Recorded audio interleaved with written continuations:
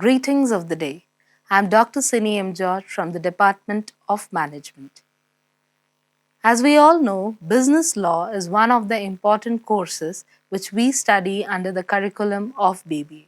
Learning the laws that govern our business is an important part in our journey of learning about the business. So today, under the subject of business law, we are going to discuss about one of the important acts in this particular syllabus, which is the Sale of Goods Act 1930. So let us see the different provisions which are important under this particular act and how, as a seller, we can implement it in our day-to-day business.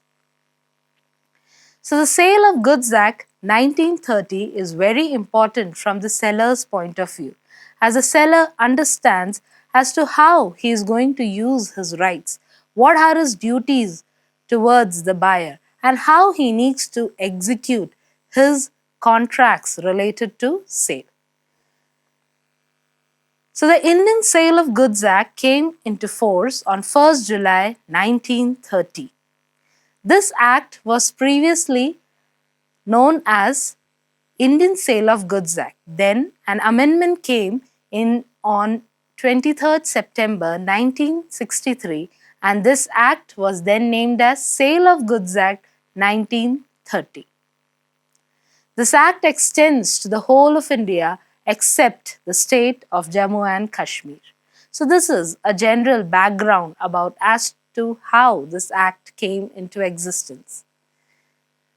Now let us understand what is actually this contract of sale. What is the importance of this contract of sale? What are the certain features that we need to know before executing such a contract?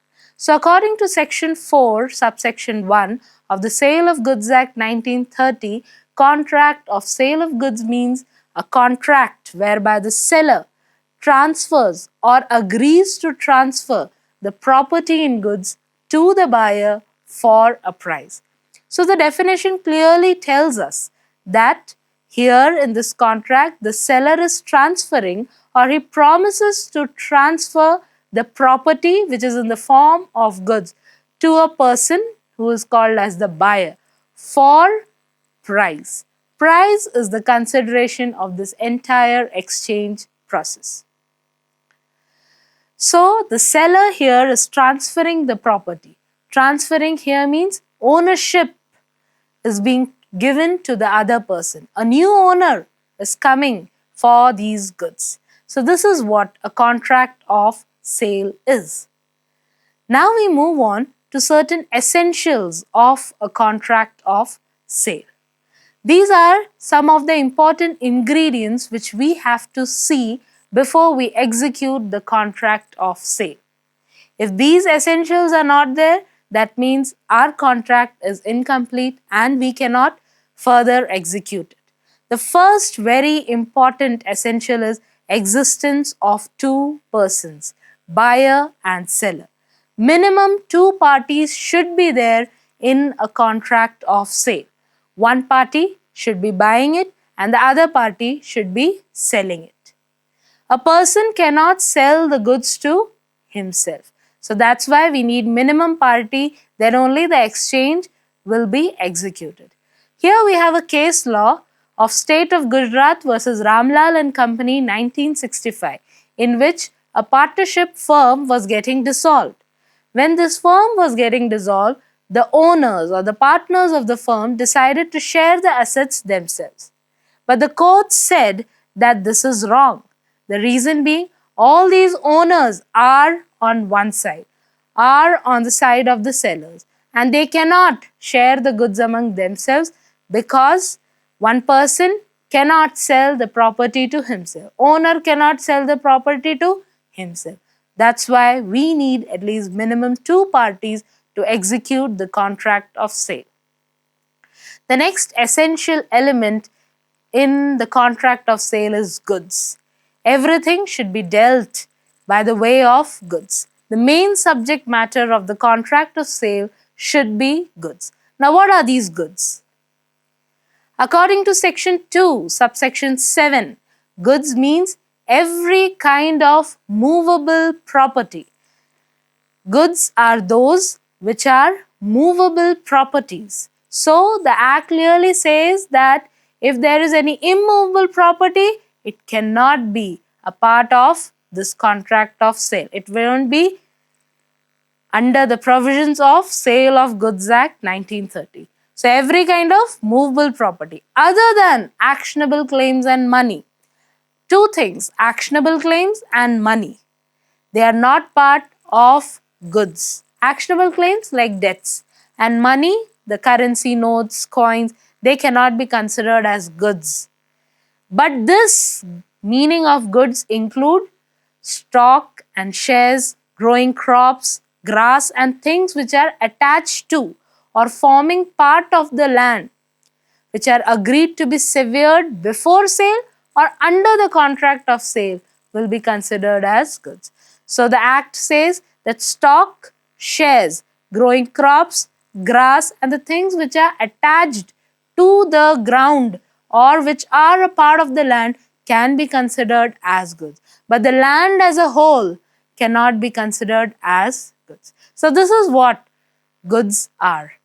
Every kind of movable property other than actionable claims and money. But it will include stock, shares, growing crops, grass and things which are attached to the land. Now let us see the different kinds of goods that can be dealt over in a contract of sale.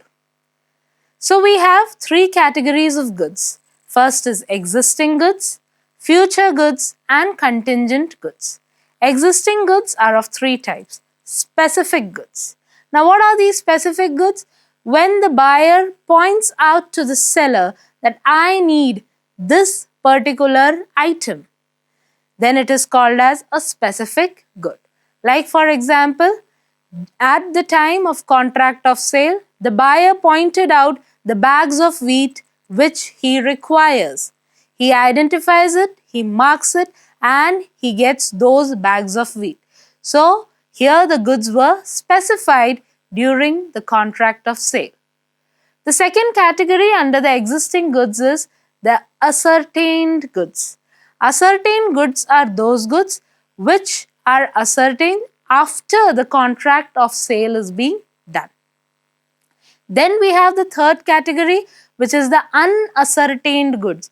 Unascertained goods, when the contract of sale is being made, at that time the goods category or special identification or mark of the goods is not done. So those category of goods are called as unascertained goods.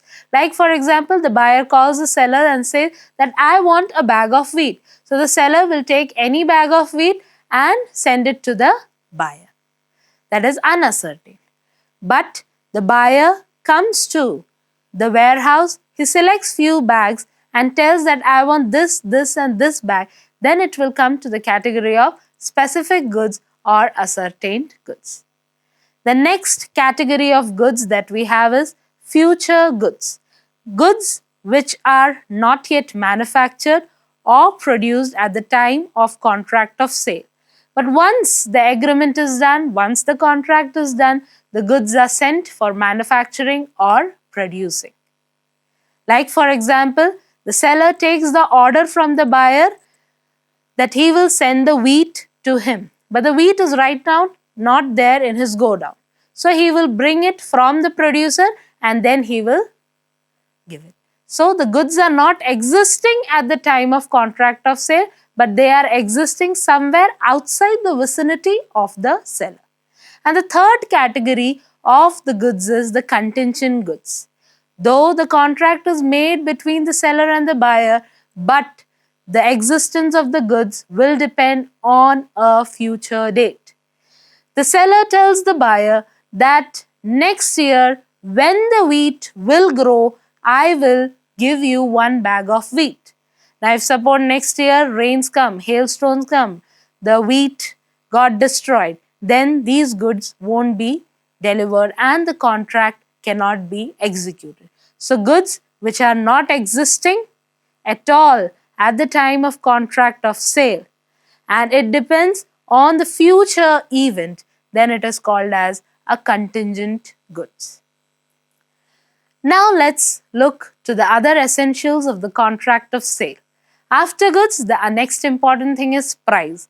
The consideration here for the contract of sale is price and only price. When one party sells goods to the other party has to pay price for what he has received. Another essential element of the contract of sale is transfer of property. When we say this word property, property here means what? Ownership. When a person is selling something to the other person, that means he is giving the ownership to the other person. So that other person is now the new owner of that particular goods. So that is what is. So transfer should happen. If transfer is not happening, then we can't say that a contract of sale has been executed.